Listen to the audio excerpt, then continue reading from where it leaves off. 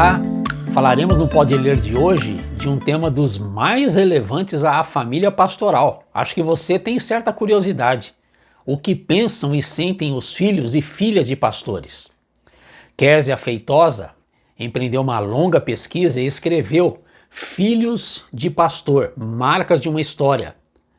BV Books, a editora, Rio de Janeiro, ano 2018. A autora, além de teóloga, é também pedagoga, filha de pastor, esposa de pastor e também mãe de filhos de pastor. Então ela tem competência e excelência para que a ouçamos sobre este tema.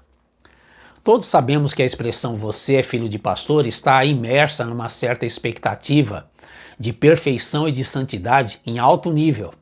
E talvez por isso, para muitos filhos e filhas de pastores, a vida cristã deixa de ser prazerosa e passa a ser tensa e quase impossível, eu diria.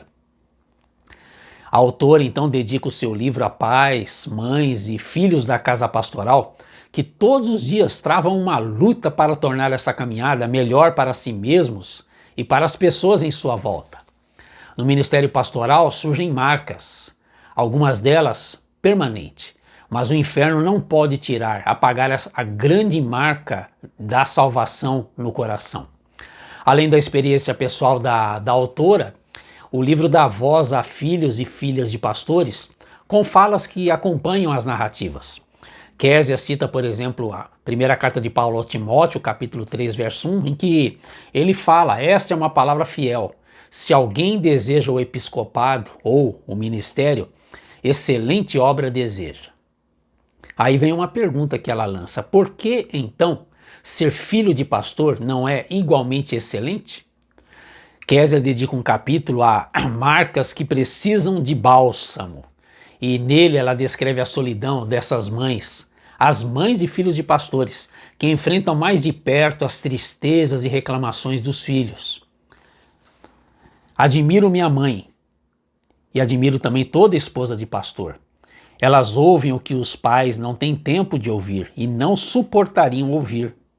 Acompanham, muitas vezes em solidão, as angústias de seus filhos, esforçando-se para preservar o esposo e o ministério.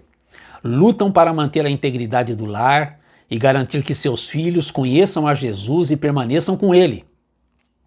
Uma mulher que lida com as fragilidades humanas do pastor e, ainda assim, precisa receber dele cuidado espiritual por meio das pregações, aceitar e apoiar a vocação do seu esposo e não perder de vista a própria vocação dentro do seu contexto.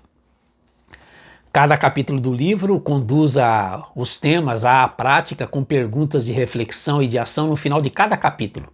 Como, por exemplo, que recado você, filho de pastor, daria a outro filho de pastor? Ela tem perguntas como essas: que mensagem você gostaria de mandar ao seu pai, pastor, ou a outros pais pastores? E você que é mãe de filhos de pastor ou pai pastor, o que gostaria de dizer que seja bom para a geração mais jovem de filhos de pastores? Como sou casada com uma, filho e filha de pastor são pessoas como outras que têm necessidades, desejos e perguntas.